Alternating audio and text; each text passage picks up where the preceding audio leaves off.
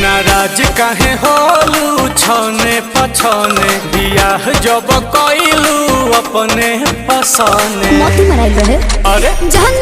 पहिले जे